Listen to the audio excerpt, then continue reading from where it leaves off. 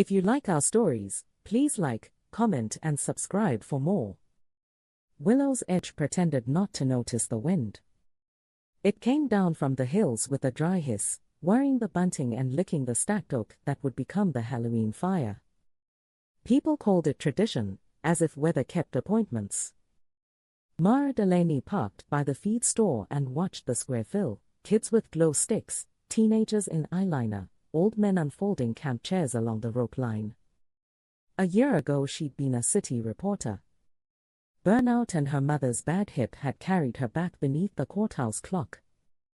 In the center rose the bonfire, pallets and logs built into a pyramid with a narrow chimney. Ms. Delaney. Father Jacob's smile was practiced kindness.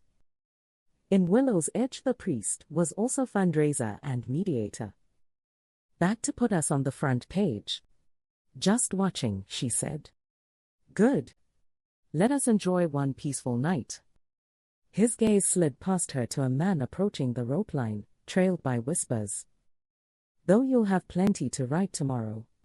Evan Vale, last of the founding family, wore wealth like a coat shrugged on without thought. Announcing tonight? Mara asked. Father Jacob adjusted his sleeve. You'll hear it with everyone else. The mayor thanked committees.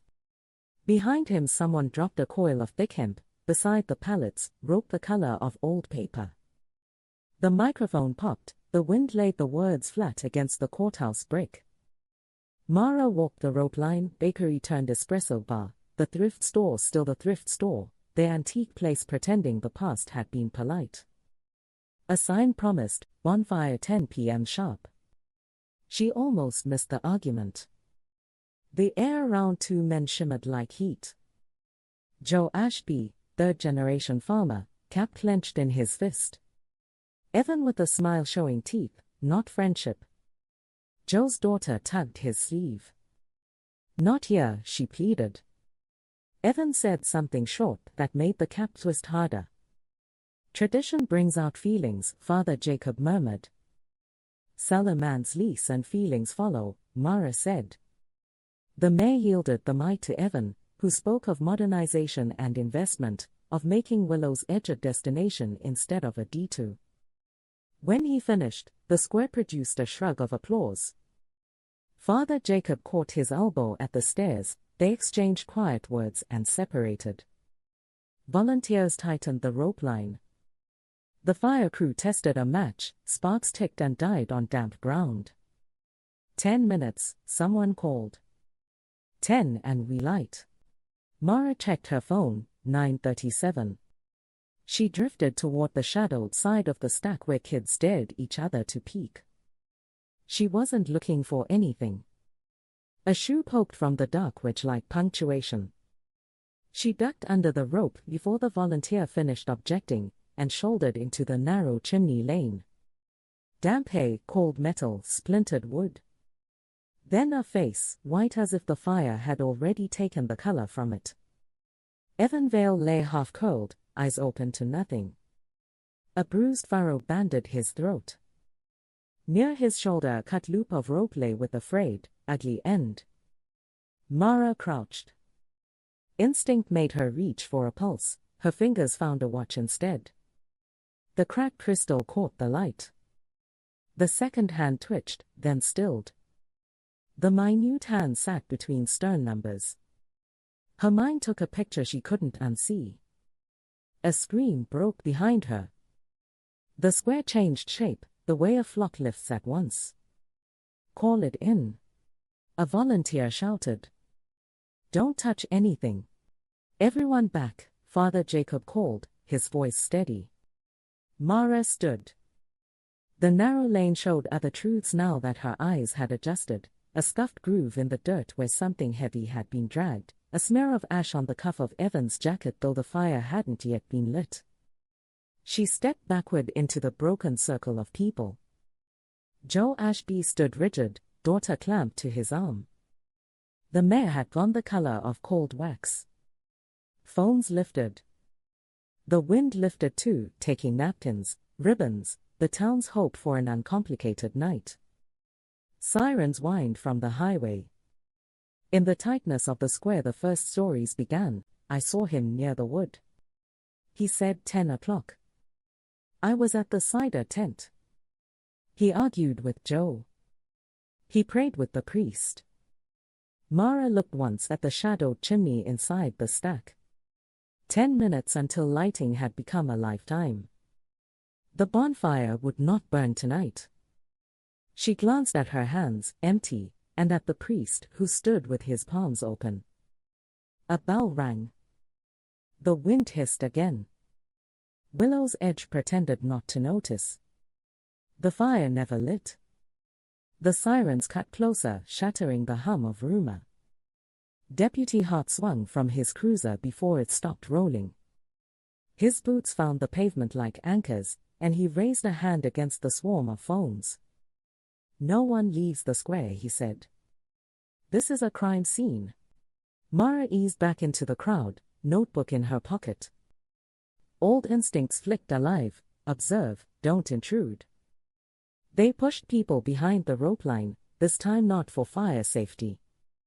The pyramid of pallets loomed in the center, its chimney hiding the body like a throat that refused to swallow. Two deputies unspooled yellow tape that tangled with bunting already straining in the wind. Father Jacob knelt near the makeshift barricade, lips moving without sound. His eyes tracked the square like he was counting sheep for confession. Hart found Mara. You again, he muttered. Don't get in the way. Wouldn't dream of it, she said. But she had already seen more than most. The watch frozen at 9:47. The smear of ash on Evan's cuff. The rope cut clean. Hart started with the obvious. Joe Ashby. With me.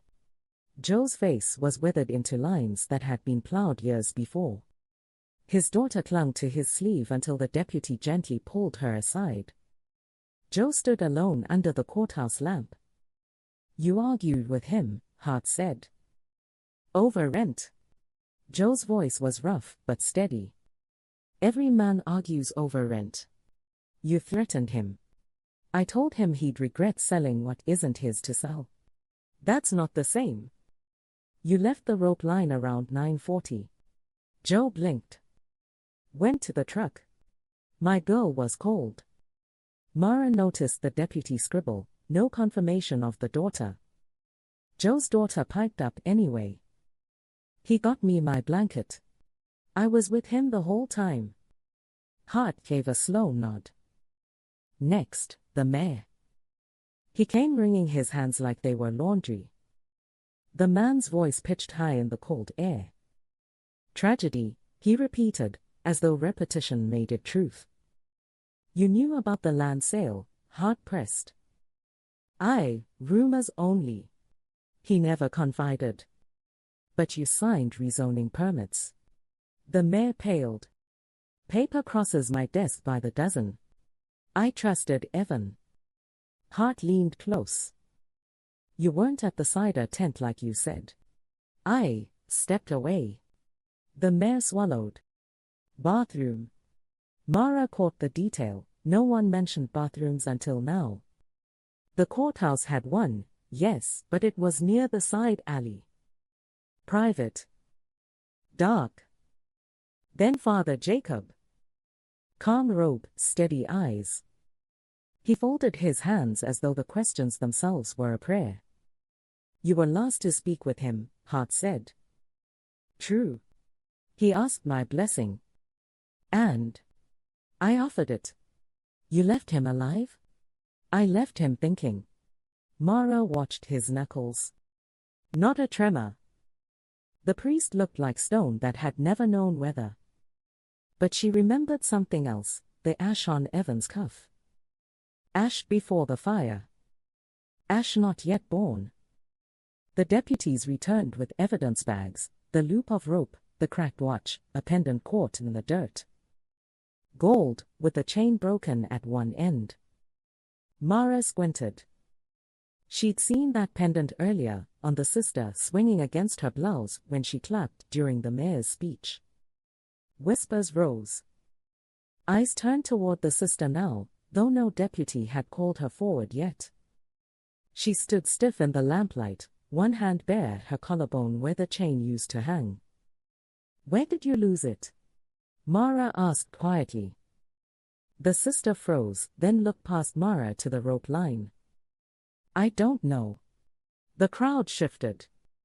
The story was moving already, a beast finding new prey. But Mara knew something wasn't right. A pendant could be dropped, planted, twisted into a frame. A watch, though, watches didn't lie. They broke at the moment of violence, when time itself resisted. 9:47. The fire was scheduled for 10. Evan Vale had died in the gap where no one was supposed to notice. And if Father Jacob's words were true, I left him thinking, then Evan never made it back to the rope line alive. The crowd thinned under orders, but no one truly left. They stood at the edges of the square in clusters, whispering. The yellow tape trembled in the wind, snapping like a warning. Mara found herself near the sister, Claire Vale. Her eyes were too dry for grief, too sharp for shock. She kept her chin high, one hand rubbing the pale spot where her pendant once lay. Deputy Hart called her forward. "Claire, you dropped this." He held up the bag chain. Her lips parted, then sealed. "It must have broken."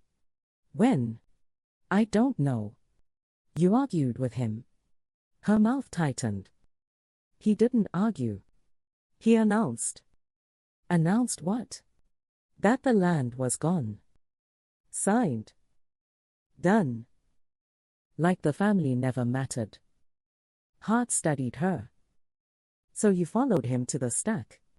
"No." The word snapped too quickly. "I wanted to.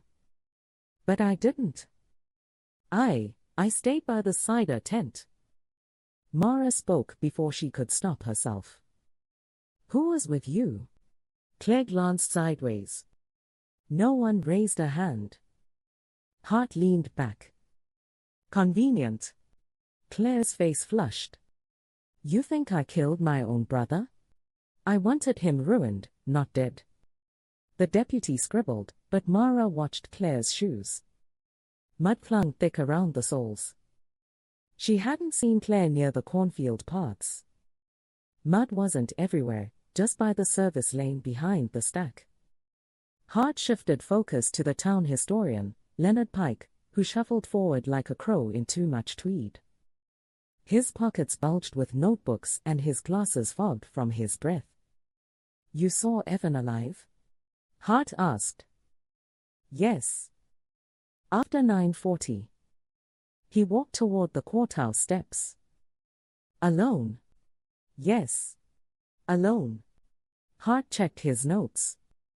"Strange. Everyone else says the priest walked with him." Pike blinked rapidly. "Memory. Memory tricks us at night." Mara leaned in. "Or you're lying." The historian's hands shook. "I saw him alive," he insisted, louder now, drawing stares. "He wasn't dead when I saw him." "He wasn't." But the watch said otherwise. 9:47. Evan had died before 10, before the mayor's speech ended. Hart let him go, though his notes grew darker lines. Mara slipped aside, pulling her own phone. She opened the photo she'd taken of the watch. The second hand frozen, the minute hand lodged between the numbers like a finger pointing. And ash. Not just on Evan's cuff. She remembered now, the priest's hands had faint smudges too. Not much. But enough. Before she could think further, a shadow fell across her. "You shouldn't be here." It was the deputy's partner, Officer Briggs, taller, heavier, voice flat. He blocked the lamplight with his shoulders. "Press," Mara said. "I'm allowed." "You're interfering." His eyes were steady, but not hostile. Almost worried. "If you value your job, walk away." "I've been away," she said. That's the problem. Briggs stepped closer, lowering his voice. This isn't just about land. It's older. And if you keep digging, you'll learn things the town doesn't forgive. He left before she could answer. Mara looked back at the square. Father Jacob stood near the firewood, his head bowed, whispering to the mayor. The historian scribbled, too fast for accuracy. Claire veiled white mud from her shoes against the curb, thinking no one watched. The night pressed down. The fire pit, unlit, seemed to hold its breath. Somewhere in the crowd, Mara felt, the killer waited, not panicked, but patient. She knew the real story had only just started. By midnight the square had emptied of cheer, but not of eyes. People lingered in clusters, their faces grey in the sodium lamps, their voices hushed as if the firewood in the center might overhear. The bonfire pyramid rose, unlit, a monument to what should have burned and didn't. Yellow tape wrapped the base like a warning, but the wind tugged it loose, making it flutter like a frayed banner over a defeated town. Mara stayed behind the deputies, careful not to draw their attention. Her reporter's instincts were awake now, sharper than they had been in years. She moved along the supply pile, coils of rope, buckets of nails, spare tarps that clapped in the gusts. She crouched and studied the coils. The rope they had bagged near Evan's body was different. That length was torn, the fibers wild and frayed, as if cut hastily with a dull blade. The coils here were neat, their ends sealed with glossy black tape. She lifted one and ran her fingers across it. Smooth. New. Ordinary. Not the same. A voice scraped behind her. Looking for something, Miss Delaney? She startled. Leonard Pike, the historian, stood too close, his tweed jacket dusted with hay, his notebooks jutting from every pocket like feathers. His glasses caught the lamplight and gave his eyes an insect gleam. Just rope, Mara said. Pike's mouth twitched into a smile that wasn't friendly. That rope you saw. It's not new. Some of those coils are as old as the tradition itself. They've been saved, used, retied. Continuity is sacred in Willow's Edge. Continuity doesn't strangle people. Tradition does what people make of it. He scribbled something in his notebook without looking down, as though her words alone were worth recording. Mara left him, and slipped behind the pallets where shadows pressed thick. The ground was soft there, churned by boots. She flicked on her phone light and crouched low. The mud told a story. Streaks cut diagonally, wide grooves where something heavy had been dragged from the service lane toward the chimney opening. Her stomach tightened. Evan Vale hadn't been killed inside the pyramid. He had been killed elsewhere, then pulled here, arranged like part of the ritual. Staged. The watch at 9:47 made sense now. He died before the mayor's speech ended. The question wasn't just who killed him, but who wanted him displayed. The air shifted. A sound cut through the cornfield at the lane's edge. Footsteps. Slow, deliberate, each one pressing into the dirt with weight. Too heavy for children sneaking a thrill. Mara killed her light and froze. The dark was suffocating. "Who's there?" she whispered. The steps stopped. Silence bled outward, filling the lane. The corn rattled against itself like dry bones. Then, scratch. A match flared 6 yards away. For a split second it lit a hand, a cheekbone, the edge of a smile. Then it pinched out, leaving only the smell of sulfur. Whoever it was hadn't lit it for illumination. They lit it so she could see them, and know she was being watched. Her pulse stammered. She backed away, each step calculated, steady despite the churn in her chest. She slipped from the lane back into the square where voices hummed like distant static. The lamplight wrapped her like armor. Deputy Hart barked orders by the courthouse steps, corralling the last witnesses. Claire Vale resisted, chin high, arms crossed tight. Father Jacob stood close, murmuring to her with the soothing cadence of scripture. The mayor fanned his damp forehead with a folded program, eyes darting like trapped birds. Mara spotted Briggs across the way. The broad-shouldered officer leaned against his cruiser, arms folded, watching her. He didn't move to stop her, but his stare was deliberate, heavy, a reminder of his earlier warning: if you keep digging, you'll learn things the town doesn't forgive. Mara's hands tightened around her phone. The notes piled up, rope cut, body moved, ash before the fire. Whoever killed Evan wanted the town to see it as part of the pageant. A sacrifice dressed as tradition. She slipped back toward the tape, staring once more at the bonfire stack. The pyramid looked different now. Less like wood waiting for flame, more like a stage waiting for its next act. The question was no longer whether the killer had struck out of greed or fury, it was why they wanted the body displayed this way, under the eyes of everyone, beneath the ritual fire. The match in the cornfield replayed in her mind. That brief smile. The confidence. Whoever had killed Evan Vale was not hiding. They were performing. Morning didn't break so much as crawl. Willow's Edge woke stiff, the streets brittle with frost. The bonfire stack still loomed in the square, unlit and quarantined, its wood damp now from dew. Yellow tape sagged across the entrance like a tired guard. Mara had not slept. She sat in her car with the coffee that had gone lukewarm hours earlier, watching deputies shuffle townsfolk into the courthouse for formal statements. She carried the same notebook she'd always carried, creases in the leather, spine loose, but this time her words had more weight. The cracked watch wouldn't leave her mind. She had memorized its face the way reporters memorize a headline, the minute hand at 9:47, the second hand twitching like a dying moth before it stopped. Watchers told truth in ways people never did. She walked to the evidence table inside the courthouse foyer. Deputy Hart blocked her at first, jaw set, but she pressed. "I'm not writing fluff," she said. "If you want this solved, let me look." Hart hesitated, then grunted. "You've already stuck your nose deep enough. Don't cry when it gets broken." He slid the evidence bag across the table. Inside, the watch looked harmless, silver frame, cracked crystal, leather strap worn thin. But the fracture ran clean across the face, like a spiderweb that had trapped time. "Fell during the struggle?"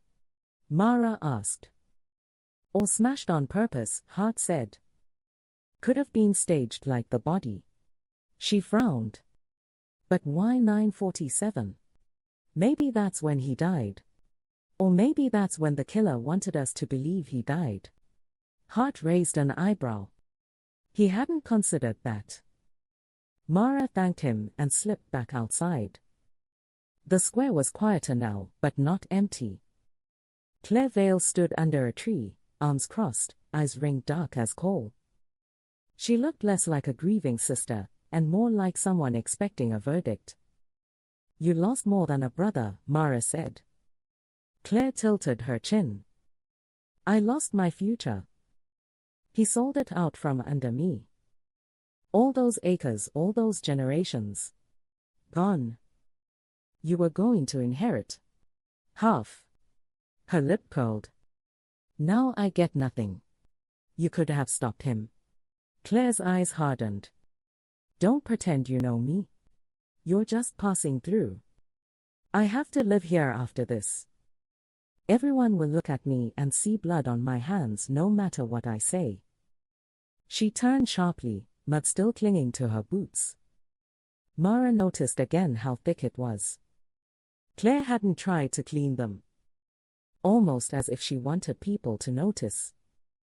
The mayor approached next, handkerchief already damp. His voice fluttered. "Terrible tragedy. Just terrible." "You weren't at the cider tent like you said," Mara said flatly. His eyes blinked too fast. I went to the restroom. That's all. The courthouse restroom. Yes. Convenient. Dark, private, near the service lane where Evan's body was dragged. The mayor's lips pressed then. He dabbed his forehead. I've served this town for 12 years, Miss Delaney. I have nothing to hide. But his eyes betrayed him, darting to Father Jacob, who stood nearby with folded hands, silent sentinel in the square. Mara drifted back toward the evidence line around the stack. That was when she felt it, a slip of paper in her coat pocket. She froze. She hadn't put anything there. She pulled it free. Folded twice, written in a hurried scrawl, "Stop asking or you'll burn next." The words were smudged as though written in ash. Her throat tightened. Someone had gotten close enough to touch her without her noticing. Someone inside the crowd. She crumpled the note but kept it hidden. Her pulse hammered, but outwardly she stood calm, eyes on the square. The killer wasn't just watching from the shadows now. The killer was right here, moving among them, close enough to breathe the same air. Mara looked once more at the priest. Father Jacob's gaze met hers across the crowd, steady, unreadable. For the first time, she wondered if his sermons weren't blessings at all, but warnings he never said aloud. Mara had learned long ago that the past was never buried as deep as people claimed. In small towns, it wasn't buried at all. It lingered in attics, in locked cabinets, in the brittle minutes of town council meetings that no one read but everyone obeyed. She started at the library. The building smelled of paper and lemon polish, with its floor creaking like it had its own memory. The librarian, Mrs. Bell, had already heard the gossip. "A tragedy," she whispered, lowering her voice as though Evan Vale's ghost might lean in. "But tragedy runs in that family, doesn't it?" Mara leaned on the desk. "What do you mean?" Mrs. Bell hesitated. Then she pulled an index drawer with the reverence of a priest opening a reliquary. "Check the October issues any year. It always happens around the bonfire. People don't like to talk about it, but I've kept the clippings." In the microfilm reader, headlines flickered across the screen. October 1947, boy found dead near bonfire grounds.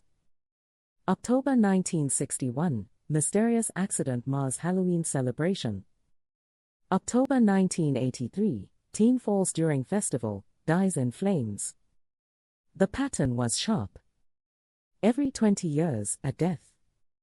A veil or someone tied to them. Each reported as accident, tradition shaken but never stopped. Mara leaned closer. In one photograph from 1947, men carried a shrouded body across the square. In the corner of the frame, barely visible, a coil of rope trailed from a wagon. The same pale hemp, the same rough twist. The hair on her arms rose. She copied notes, then left quickly, boots crunching frost as she cut across to the church. Father Jacob's office smelled of candle wax and damp stone. He looked up from his desk, his expression mild, though his eyes narrowed at the notebook in her hand. "You keep records," Mara said. He folded his hands. "We keep traditions. That's not the same as records. I've read the papers. Every 2 decades, someone dies during the bonfire. Always explained away. Always connected to the veils." "Coincidence," he said.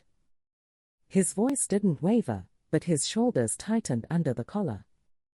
"Coincidence doesn't leave rope fibers and watch hands frozen at the same moment. You chase shadows, Miss Delaney. Faith teaches us not to dig too deeply." Mara stepped closer, lowering her voice. "Faith isn't what you're protecting. It's history. Something in those records you don't want unearthed. What's buried out there, Father?" His jaw tightened, a flicker of steel. Then he exhaled slowly. There are things you cannot understand. Evan Vale was reckless. He threatened not only his family's land but the very memory of this town. Some truths must remain buried.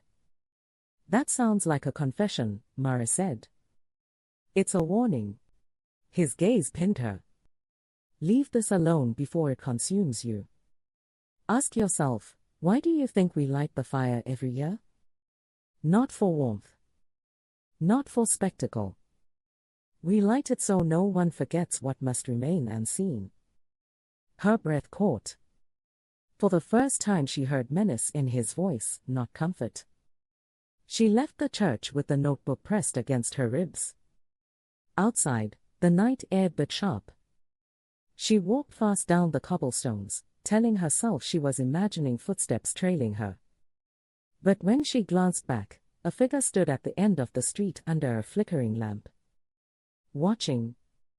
Mara ducked into the diner, heart rattling. The waitress poured coffee without asking.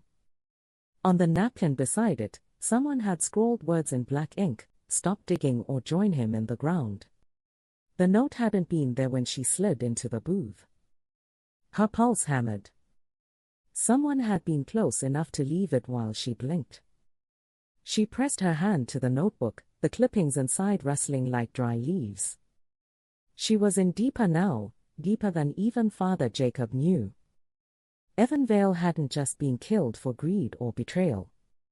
He had been killed to keep a ritual secret alive, a ritual that had already claimed others. And if Mara was right, the cycle wasn't over. It was just beginning again. The frost had not melted by morning, and the square looked suspended in time. The bonfire stack still loomed, yellow tape fluttering weakly in the breeze. People avoided looking at it, as though to see it was to admit the truth, that their sacred tradition had turned into a crime scene. Mara's notes were filling faster now. Every line tightened the noose. Deaths in 1947, 1961, 1983. Evan's death in 2025. Always October, always tied to the bonfire, always explained away. She needed proof, not patterns. Proof that would make this more than rumor. Proof that would survive the denial of an entire town. That trail led her back to the fields. The corn had been trampled near the service lane, stalks bent in the shape of a struggle. The ground still held grooves where Evan's body had been dragged. Mara followed them deeper, beyond the square's edge until she reached a patch of land pressed flat. At first she thought it was just where kids had camped or sneaked beer. But the earth was different, darker, disturbed. She crouched and brushed frost away. Her fingers found wood. Not a log. A board. She dug gently until a square outline revealed itself, a lid. A burial box. Her breath fogged. The lid was heavy, swollen with damp. With effort, she pried it open. The smell rose first, soil and old rot. Inside lay bones, small ones, a child's. They were wrapped in what had once been cloth, long since discolored into rags. She staggered back, bile rising. This was the story. This was what Father Jacob had tried to warn her from. Not superstition, not rumor. A real body, left to rot in the earth, hidden beneath the shadow of every bonfire for generations. A twig snapped. She spun, pulse hammering. Leonard Pike, the historian, stood at the field's edge, his notebook clutched like a shield. "You weren't meant to find that," he whispered. "You knew," Mara said, voice shaking. "Of course I knew. I've catalogued every scrap of paper this town has ever tried to burn. But what's written in minutes and margins doesn't matter, Miss Delaney. What matters is what people choose to believe. And Willow's Edge chooses tradition. Tradition doesn't explain a dead child." He lowered his gaze. "That boy died in 1925. A Vale child, heir to land and name. They said he wandered too close to the flames. But there were no flames that year, the fire was late. The truth would have ruined everything. So they buried him instead. And every generation since has carried that lie. Mara swallowed hard. And Evan? He threatened to sell the land, to bring in developers. That would have exposed the burial. Pike nodded slowly. And the priest? He would have done anything to keep it hidden. Anything. Mara stepped closer. Did you help him? His jaw trembled. I'm a historian, Miss Delaney. I don't kill. I record. But sometimes I omit. The wind bent the corn behind him. For a moment Mara swore she saw another figure, standing farther back, but when she blinked it was gone. She backed toward the square. Her phone buzzed in her pocket. A text, from an unknown number, you dig, you burn. Her throat tightened. They knew she had found the grave. Back in town, Hart cornered her on the courthouse steps. You've been places you shouldn't, Delaney. Care to explain why your shoes are covered in soil from the fields? Mara met his glare. Because that's where the bodies are. His brows knotted. Bodies? She didn't answer. Not yet. Not until she knew which side he stood on. Across the square, Father Jacob emerged from the church, robes pressed, eyes calm. But when his gaze found hers, his smile didn't reach them. He looked less like a man of God, and more like a keeper of secrets, secrets he had every intention of keeping buried, even if it meant burying her too.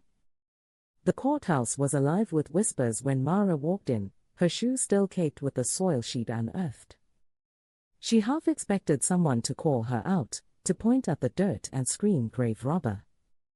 Instead, the townsfolk waiting to give statements only stared.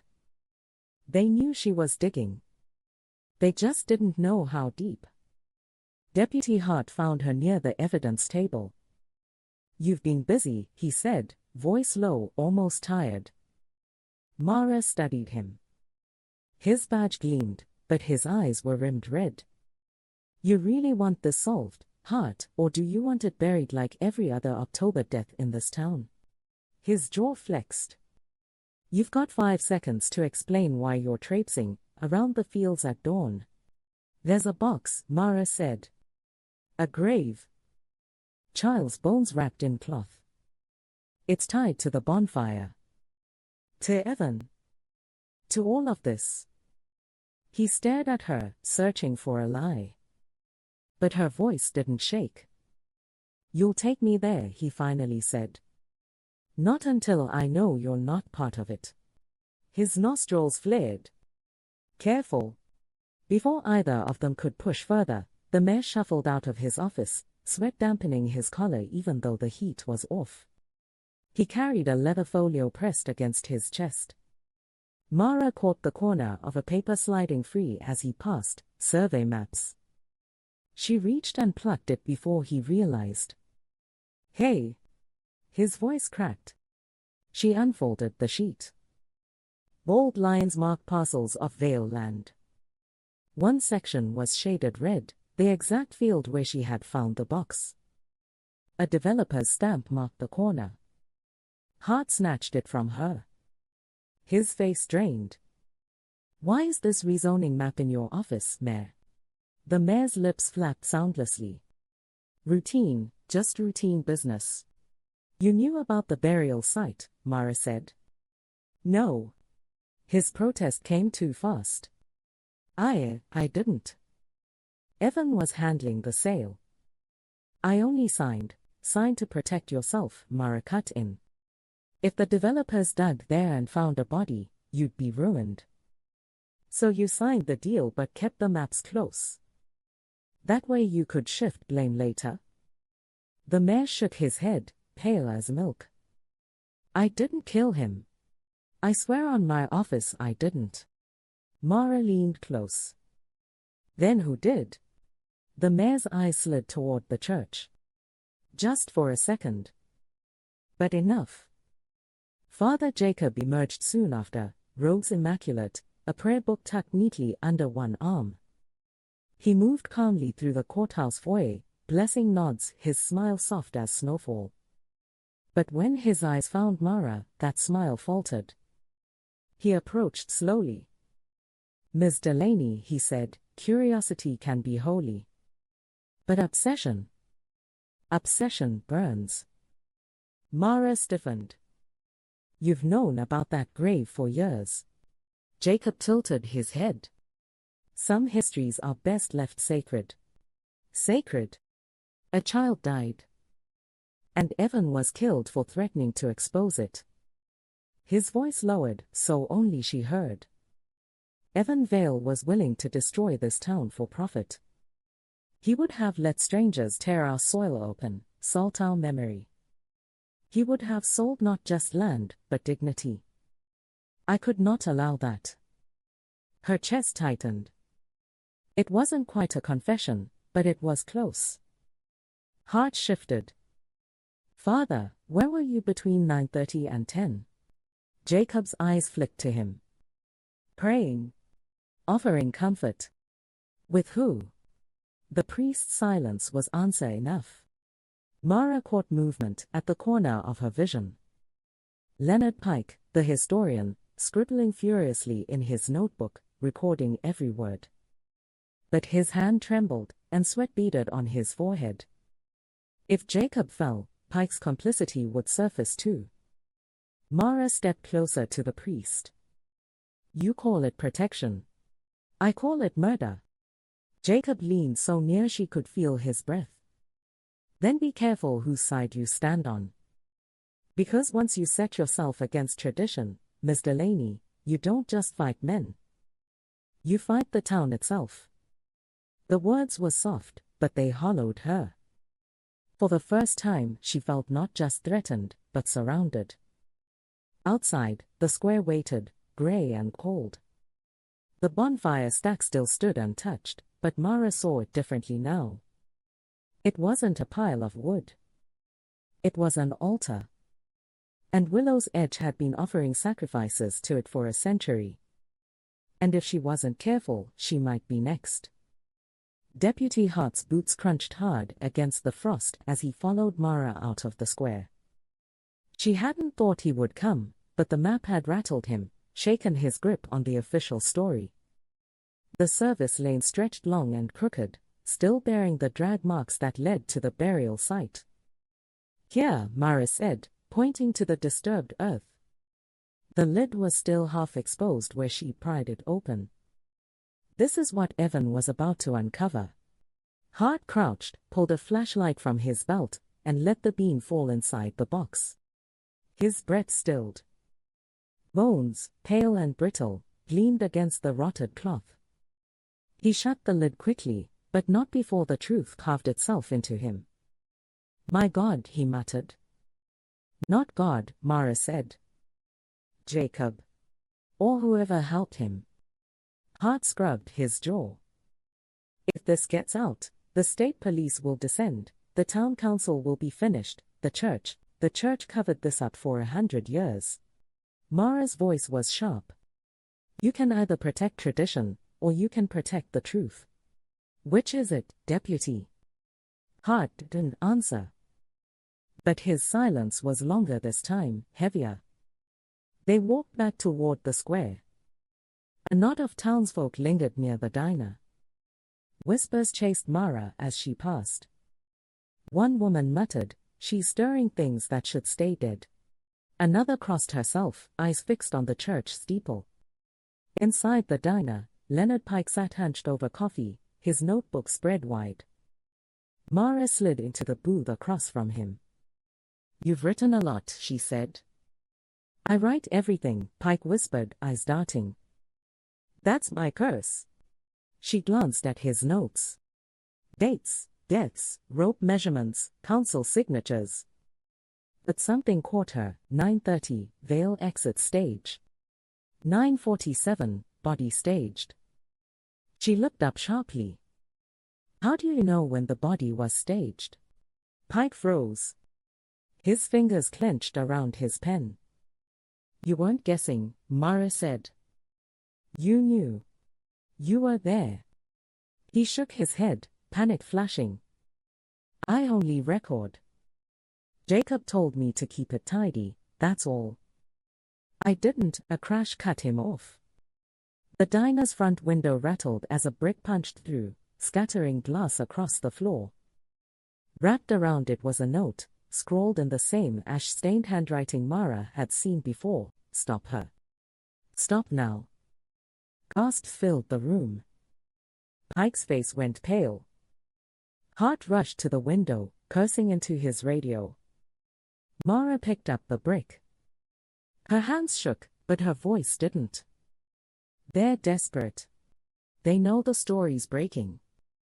Hart turned to Pike. If you're hiding something, tell me now. The historian wilted. His voice was almost a sob. Jacob told me the child's death had to be sanctified. He said the town couldn't survive scandal.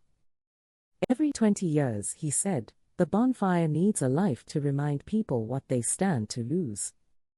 He called it sacrifice. I called it history. Mara's stomach twisted. And Evan? Pike nodded, tears streaking his cheeks. He was next. Not because he was wicked, but because he threatened to end the fire. Without the fire, Jacob said, the town would rot.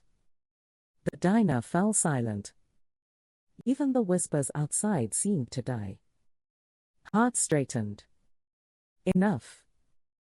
We take him in. And then we take Jacob. But Mara wasn't so sure it would be that easy. The priest wasn't rattled. He wasn't panicking. If anything, he was waiting. She stepped outside, glass crunching underfoot. The square stretched quiet, the bonfire sat towering like a sentence waiting to be read aloud. Father Jacob stood at the church steps, robe stark against the night, hands folded. When his eyes met hers, he smiled. Not soft this time, but sharp. The kind of smile that said he already knew the ending, and she was only just catching up. The town gathered without invitation. By nightfall the square was full again, farmers with soil still on their boots, shopkeepers with aprons untied, children clinging to parents who whispered don't look. The bonfire stack loomed at the center, an unlit mountain of wood and rope, ringed with yellow tape that fluttered uselessly in the cold wind. Deputy Hart stood beside Mara, his hand firm on the historian's shoulder. Pike trembled, clutching his notebook as if it might shield him from the stares. He had confessed enough to crack the silence. Now all that was left was the man who had orchestrated it. Father Jacob walked from the church in full robes, candlelight flickering behind him. He moved slowly, deliberately, like a shepherd crossing into his flock. No deputies stopped him. No one dared. The crowd parted of its own accord, letting him through. Mara felt her throat tighten. His calmness was worse than fury. He looked not like a man cornered, but a man ready. Hart raised his voice. Father Jacob, you're under investigation for the murder of Evan Vale. The priest didn't flinch. He turned to the crowd, not the deputy. Is that what you believe? That I murdered him? Or do you know, as I know, that I saved you? Murmurs rippled through the people. Mara stepped forward, her notebook in hand. You staged his body. You cut the rope. You made it look like part of the ritual because it was. This has been happening every 20 years, hasn't it? Sacrifices disguised as accidents. Jacob's eyes gleamed. Not sacrifices. Reminders. This town was built on fire and ash. Without it, we would have been swallowed by time. The Vale boy in 1925, yes, he died. But his death united Willow's Edge when nothing else could. Every generation since, the fire has needed its offering. Otherwise tradition fades, and with it, the town. Gasps broke the air. Some turned away. Others leaned closer, as if he were preaching salvation. You killed Evan to keep a secret, Mara said. Jacob shook his head. No. I killed Evan to keep you. To keep all of you. He wanted to sell our land, to carve it into pieces for strangers. He would have dug up the grave, paraded our shame before the world. And once that happened, there would be no Willow's Edge. Only dust. Hart's hand went to his cuffs. You admit it then? Jacob spread his arms wide. I admit what is necessary. The crowd stirred, torn between outrage and awe. Mara felt it. The danger wasn't just Jacob. It was the hold he had on these people. She lifted her voice. Look at the facts. Evan's watch stopped at 9:47. That wasn't coincidence. That was the exact moment Jacob strangled him with rope older than any of us here. He moved the body, staged it by the stack, because he wanted it to look like the fire had chosen him. But the fire doesn't choose. Jacob does. Eyes turned. Doubt flickered. Jacob's calm cracked at last. His voice sharpened. And what do you offer them, Miss Delaney? Chaos. Scandal. You think the world will pity a town that buries children and burns its heirs? No. They will laugh. They will take everything. And you will be the one who brought ruin. Mara's pulse hammered, but she held his gaze. The truth doesn't ruin towns. Lies do. And your time is up. Hart stepped forward, cuffs ready. But before he could close the distance, Jacob did something no one expected. He climbed the base of the bonfire stack. His robes whipped in the wind, his hands clutching the dry timber. If the fire must have an offering, he shouted, then let it be me. Let the flames judge whether I am guilty or faithful. Chaos erupted. Some screamed for him to come down. Others cried, let him burn. Hart rushed forward, but Jacob struck a match, and for a breath the square froze. Mara lunged, snatching the match from his fingers before it touched the kindling. The crowd gasped as it fizzled in her palm. She turned, holding it aloft. No more. No more graves, no more rope, no more fire. This ends tonight. Silence spread like smoke. The people looked from her to Jacob, from Hart to the unlit stack. For the first time, the priest looked small, just a man in robes, trembling in the cold. Hart cuffed him then, the metal loud in the stillness. Pike sobbed into his notebook. The mayor lowered his head. And the crowd broke, not into cheers, but into something quieter. Relief. Mara dropped the dead match into the dirt. The bonfire would not burn this year. For the first time in a century, Willow's Edge had chosen truth over flame. As Jacob was led away, he leaned close to Mara, voice low. You think you saved them. But traditions don't die in handcuffs. They die in silence. And silence is not what this town knows. She didn't answer. She only looked at the unlit pyramid, and thought of all the years it had hidden death inside its glow. Then she turned her back on it. The wind hissed once more, tugging at the tape, at the ropes, at the wood that would never burn. And Willow's Edge, for the first time in living memory, stepped into November with its secrets dragged into the light.